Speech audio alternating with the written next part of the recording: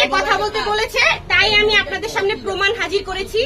এই হচ্ছে সেই মিথিলা, যার সাথে তার গত 8 মাস যাবৎ সম্পর্ক।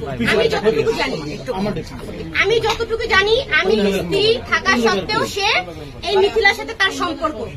মিথিলার কাছ থেকেই শুনেন। যদি অস্বীকার করে যে আমি তার বউ না, তাহলে সে ধর্ষক। তিনিও তো না ওই টর্চারিং হচ্ছিলাম, আমি নিতে পারতেছিলাম না যে পরকীয়া নারী। এই কথাটা আমি না নিতে পারি, আমি না বাসায় অস্থির হয়ে যাচ্ছিলাম, আমার বুক ব্যথা করতো, খারাপ লাগতো। সমাজের কাছে আমি কি এই কথাটা নিয়ে ওর সাথে আমার তর্কতর্কি হয়ে আমাকে প্রচুর পিটাইতো। রিয়ার সাথে রিয়া আমার ফোন দেয়, প্রথম ফোন কিন্তু রেকর্ডিং হয়নি। তুমি যে ফোন দিছিলা পরে কিন্তু আমি তোমার যে রিয়ার সাথে আমি কথা বলছি ও আমারে কি বুঝাইছে, আমি তো এত কিছু বুঝি না। রিয়ার সাথে কথা বলে ফোন আমরা কেটে দিছি। ও এসে আমাকে ফোন দেওয়াইছে, ও আমাকে দিয়ে বলাইছে, তার ভিতরে আমি ভুল বললে আমাকে পিটাইছে। রিয়া বলছে তোমার পাশে কি ও আছে, একটু বাজে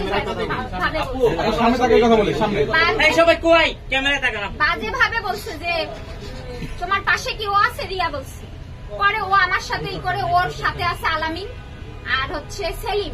সারা রাত জেগে এডিটিং করে কেটে কেটে, এদের অভ্যাস কি, আমি যে গালি দিচ্ছি আমি তো একটা গালি শুনছি তারপরে দিচ্ছি, রাইট? ওরা কি করে কেটে কেটে এরা মিডিয়ায় প্রচার করে। ভাই আমি মিডিয়ার মেয়ে না, আজকে এখানে আসতেও চাইনি। এখন সে আমার একটাই কথা, সে যদি অস্বীকার করে যে আমি তার বউ না, তাহলে সে ধর্ষক। এখন ধামাচাপা দেওয়ার জন্য আপনাদের মিডিয়ার ভয়ে আমার কাছে সে না স্বীকার করে, স্বীকার করতে পারবো না সমাজের কাছে। ও আমাকে বলছে যে জান তুমি কিছুদিন ঢাকায় থাকো, পরিস্থিতি ঠান্ডা হলে তুমি বাড়ি চলে আসো। ও আমাকে নিয়ে গেল বাস স্ট্যান্ডে। বাস স্ট্যান্ডে যাওয়ার ওখানে আমি সেন্সলেস হয়ে পড়েছি। পরে ওর খালা আমাকে নিয়ে হসপিটালে গেল সন্ধ্যায়। যাওয়ার পরে বললো কি আমি ওই প্রেগনেন্সি বাবু নষ্ট করায় ওর মেয়ের মন খারাপ হয়ে গেছে। ডাক্তার আমায় নিষেধ করছে যে এবার যদি তুমি নষ্ট করো তাহলে কিন্তু তুমি বাঁচবা না। আমার চেহারা দেখে তো বুঝতেছেন। ওর মেয়ের মন, বড় মেয়ের মন খারাপের জন্য আমি এমএম কিট খাই।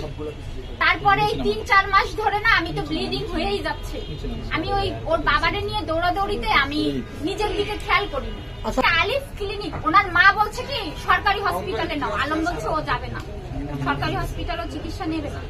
পরে আলিফ ক্লিনিকে ওর খালা নিয়ে গেল, নেওয়ার পরে আলোচনা করে বলছে কি যে ফুল থাকে না ওইটা রয়ে গেছে, ওটা ইনফেকশন করে ফেলছে, ইমিডিয়েটলি ওইটা হচ্ছে ডিএনসি করাইতে হবে। ওই রাত্রে ও ঢাকায় আসলো আর বললো কি আমি যে টাকা পাঠাই দিচ্ছি তুমি সকালেই ভর্তি হয়ে যাও। আমি ভর্তি হইলাম, ওখানে ডিএনসি করার পর বাসা আসবো। তার আগেও আমাকে অনেক মারধর করছে। এই ব্যাপারগুলো নিয়ে আমি টর্চারিং, মানে ভিডিও আপলোড, এগুলো নিয়ে আমি খুবই ডিস্টার্ব ছিলাম।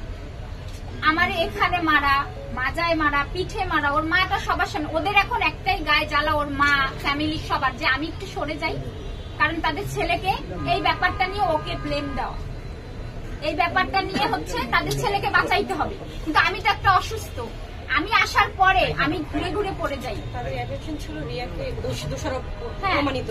তারপরে শোনেন, ও আমারে বললো ও ঢাকায় চলে আসলো, হসপিটালে ওরে নিলে একটা হই হই হবে। আমি সব মেনে নিচ্ছি। হসপিটালে যাওয়ার পরে এই দেখেন আমার ওষুধগুলো আমি খাইও নি, এখনো খেতে পাচ্ছি না, খাবারই খেতে পাচ্ছি না।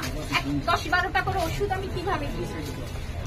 ওখান থেকে আসার পরে আমি ঘাড় উঁচু করতে পারি না। তার মেয়েদের ব্যবহার খুবই খারাপ, যে কোনো বিষয় আমার সাথে খারাপ ব্যবহার। এক পর্যায়ে আমি যেদিন চলে আসবো, ওনার বড় মেয়ে আমার গায়ে হাত দেয়। এই কথা ওরে যে আমি ভালোবাসি, পুরো নিউরোসায়েন্স হসপিটালে বলবেন। এই যে এই দেখেন,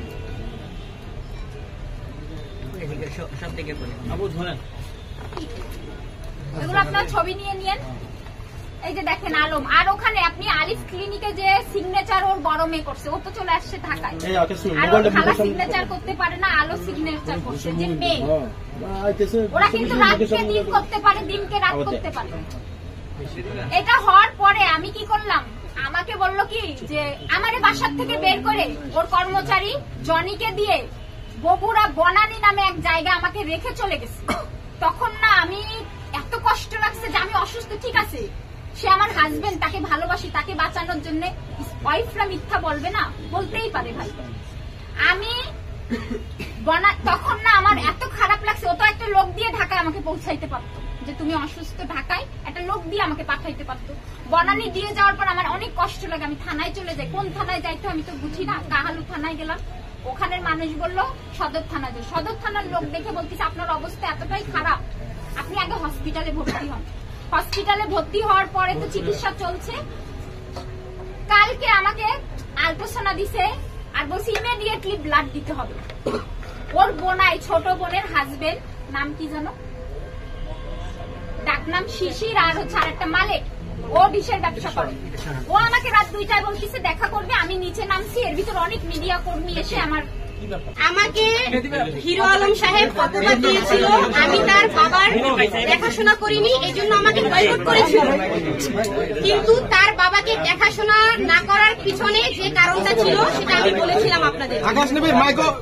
আমি বলেছিলাম যে হিরো আলম পরকীয়ায় জড়িত আছে, যার কারণে পরকীয়া নিয়ে তার সাথে আমার 8 মাস আগে থেকেই দ্বন্দ্ব।